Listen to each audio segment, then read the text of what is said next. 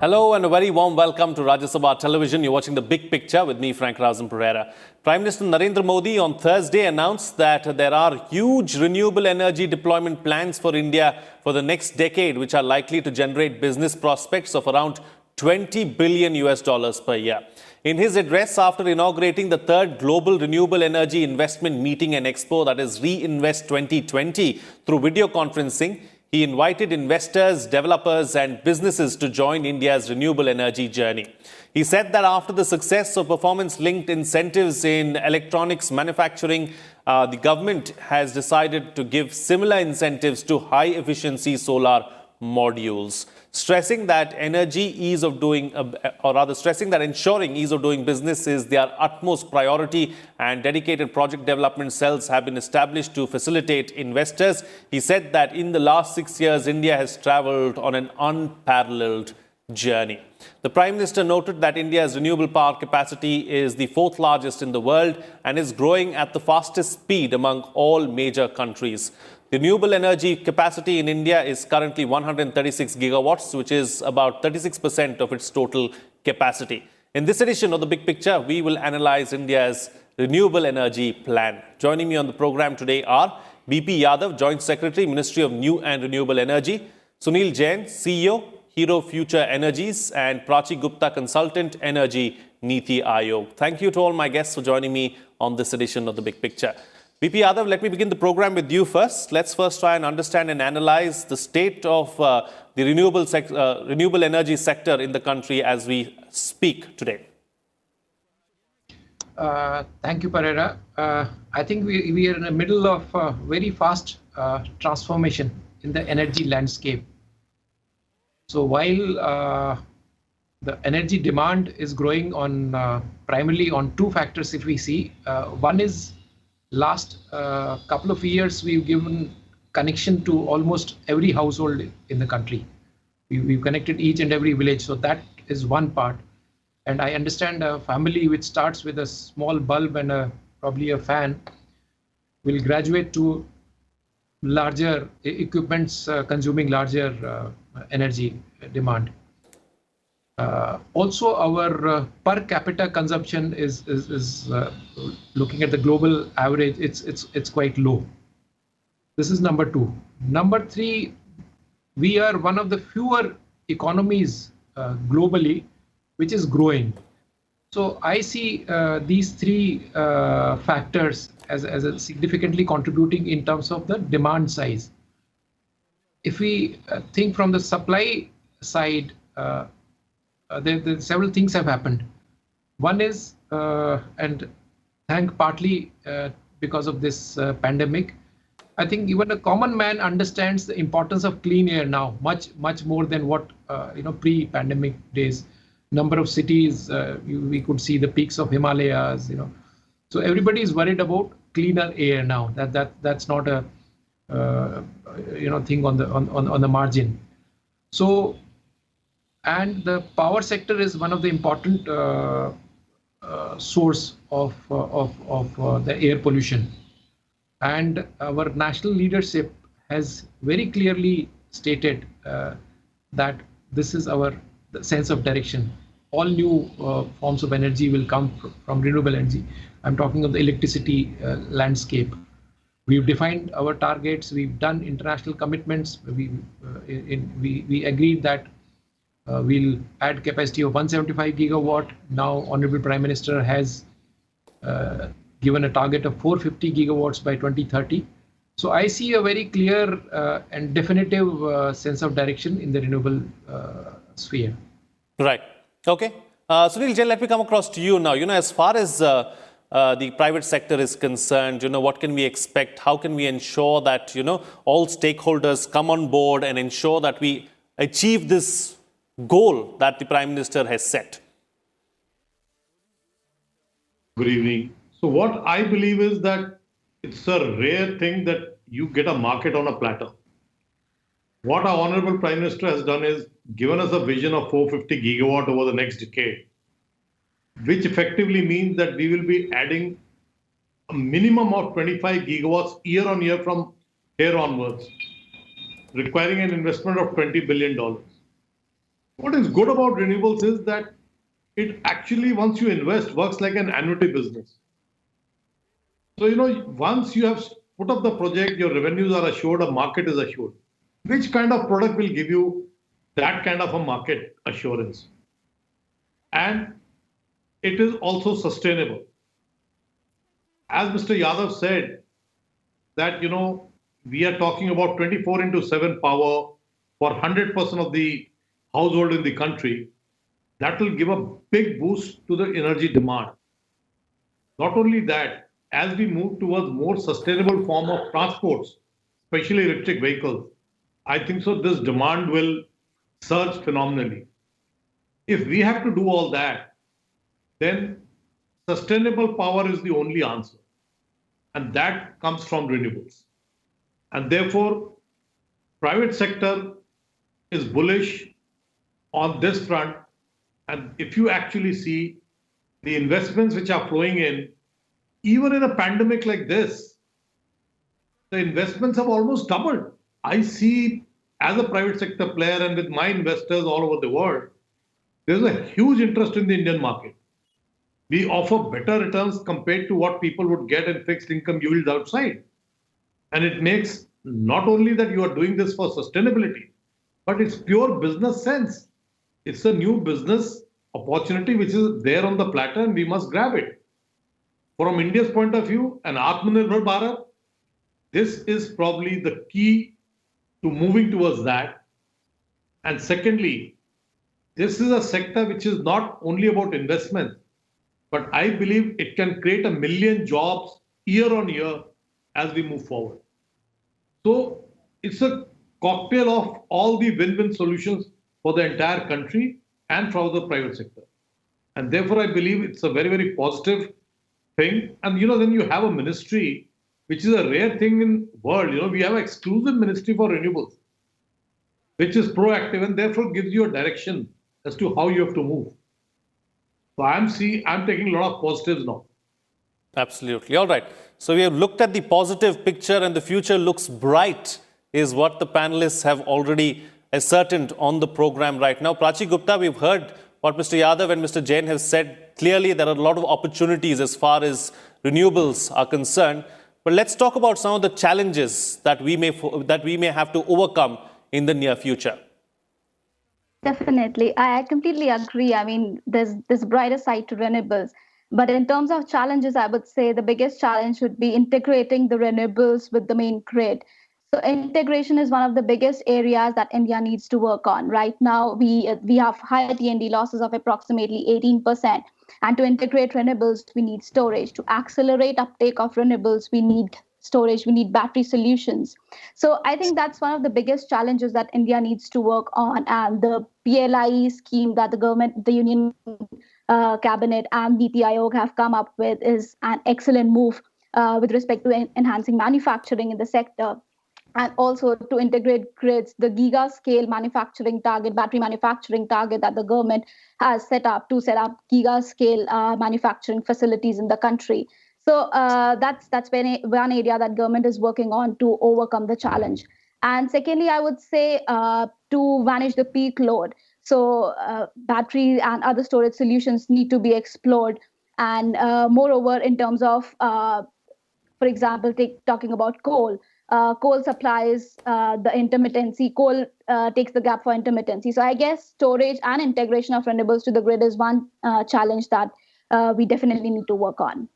Absolutely. Taking the discussion forward now. So, VP Yadav, let me come across to you now. Let's talk about the level of coordination and collaboration, as far as India and like-minded countries around the world are concerned. When we talk about renewables, we know about the ISA, then there's also the One Sun, One World, One Grid as well. Tell us about that and tell us how it is progressing. Yeah, I think in the position of India as a market, as a very large market, as a pool of human resources, very highly talented pool of human resources, as having a background of fairly good regulatory mechanism, and the national targets and the sense of direction given by the national leadership. lot of countries from the world were attracted to this, and we see an extremely good interest from all economies, all developed economies, everybody who's doing well in renewables. In fact, we had about 7 to 8 partner countries in RE Invest. EU, we had a separate session on EU, and Ambassador EU was there. USA, there was a separate session. Denmark, Energy Minister Denmark spoke during the inaugural. Energy Minister of UK, who's also COP26 chair, he also spoke. So there's a fair amount of interest in the international market. Also, in terms of investments, number of global funds are attracted to this sector.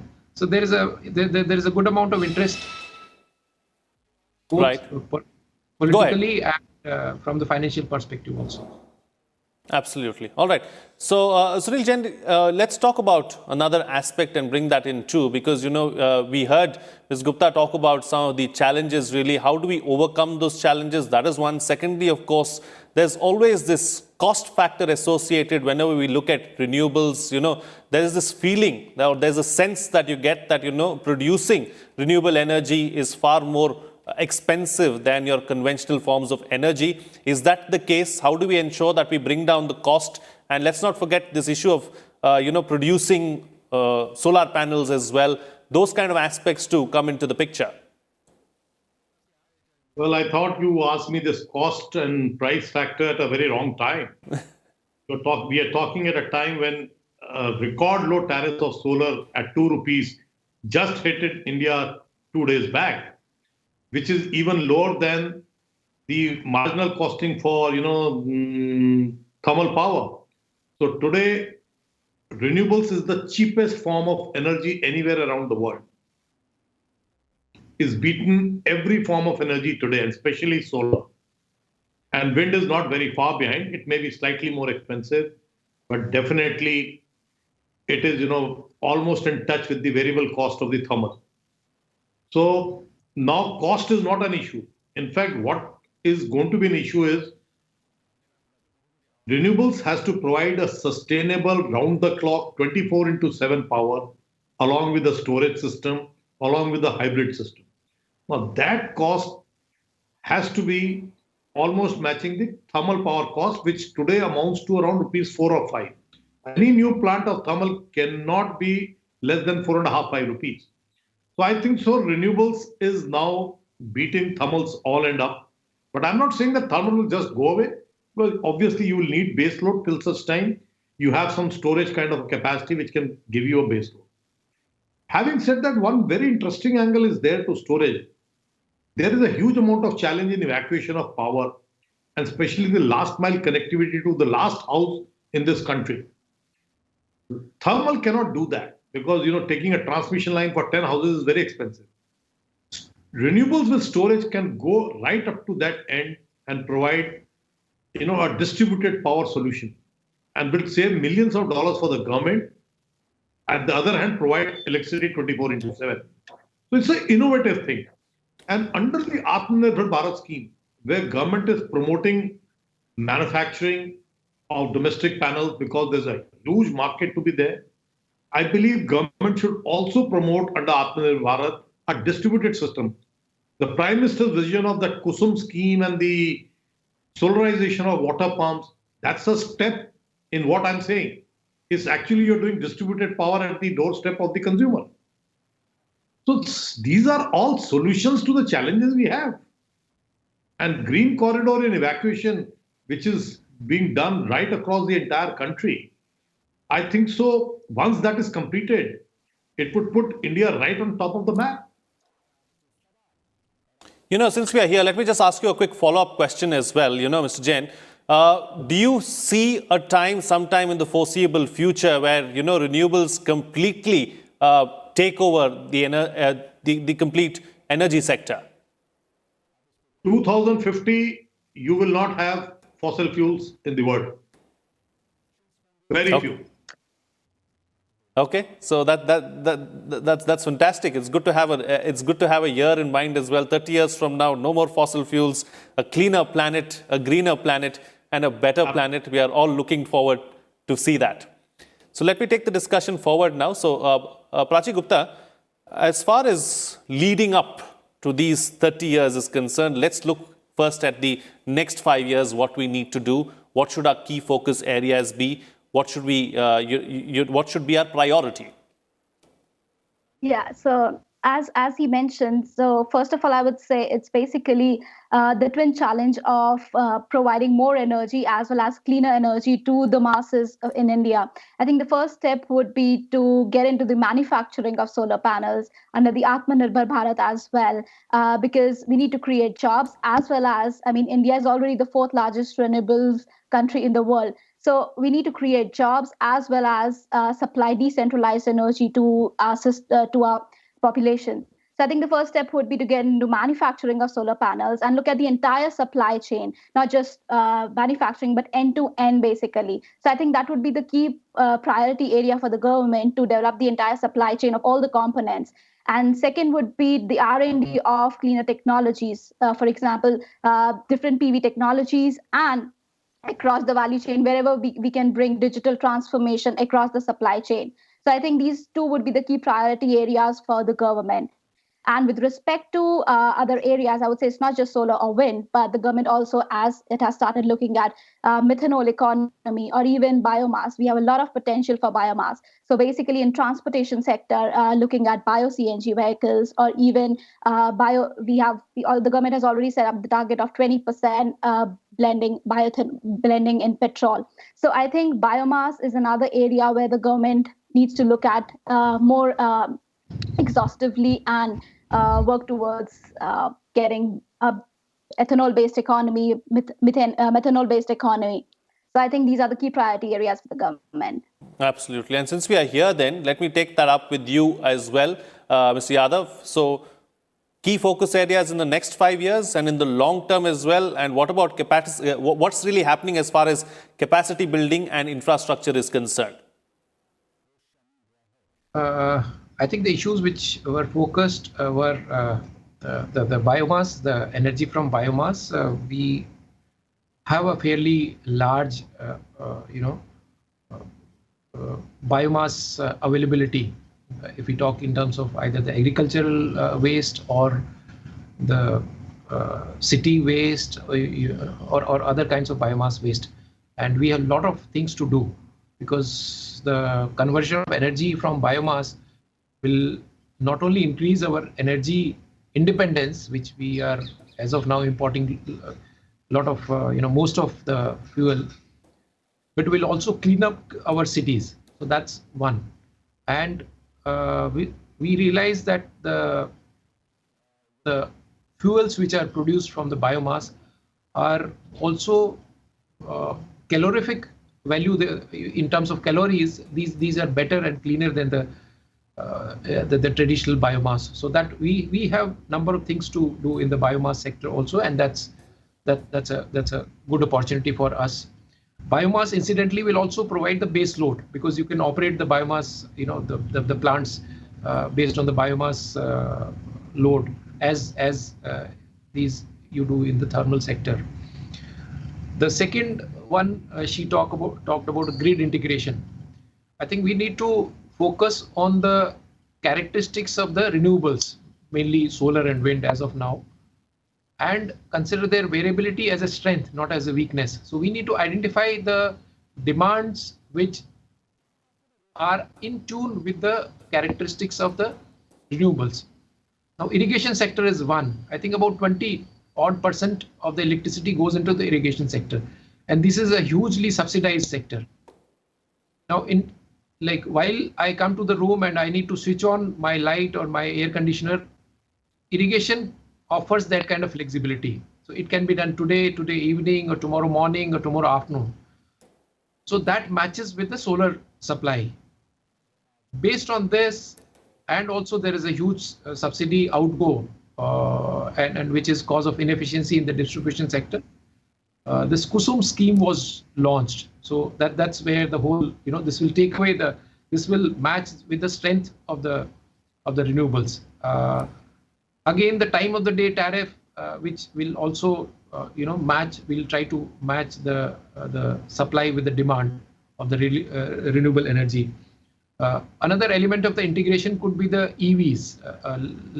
Globally, large-scale increases happening in most of the countries of EVs. Now, EVs, the battery system of EV you can use for charging at a particular time when the demand is low, and you can discharge it or give it back to the grid. When the cost is high. So there are a number of things these are all technical issues, and technical issues are pretty easy to solve. And once the sense of direction is clear, I think, and now we have one grid. Geographical diversity is another area which we can take care of the variability of supply of renewable energy. For example, the wind power in some state, it may offer a different pattern than wind power in a different state. This is what we've seen in Ladakh. Similarly, solar is high in some state, it may be low in some different state. And India is a fairly large country. So combining the geographical diversity of the country takes care of a fair amount of variability of the renewables. So I mentioned, I think, important aspects of grid integration, and we see a fairly good chance of doing it in a well-structured manner. Absolutely. All right. So since we are here, then what's the best way forward, Mr. Jain? How do we fully realize our potential as far as renewables are concerned? One thing which, of course, my wish to the government would be that our next decade plan should be well laid out. If we have that plan laid out, the nuts and bolts of that plan will follow. Technology is an evolving thing, and like my colleagues have mentioned about it, one angle which could be the next big thing in technology is the hydrogen, which is coming up very fast. And if we are successful in that technology, I think so the landscape of renewables is likely to change quite dramatically. I believe integration, identification of the areas where renewables, especially wind and some of the other projects, cannot be set up at our own will. They require specific location.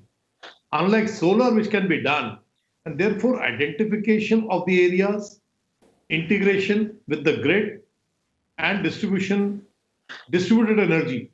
A combination of this will take us forward. But it is very important that while we do make plan, the implementation plan is very important, because Indians have generally been seen to be poor. And I'm not talking of renewables as such, I'm talking of India as such per se. We are poor in implementation of a policy or a plan, So that is one thing if we start doing now, I think so it's going to be a big winner for us. And Prachi Gupta, close the show for us with your concluding remarks.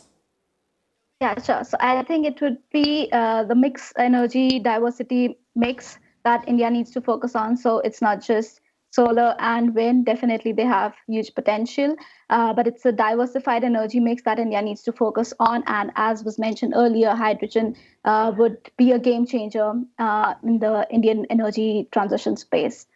So I think it's a diversified mix that would be the key, and definitely a well-planned roadmap. So Niti Aayog is coming up with Energy Vision 2035. So I guess that would be one place to look at in terms of setting a roadmap for the country to achieve India's clean energy goals. All right. On that note, then I'll call it a wrap on this edition of The Big Picture.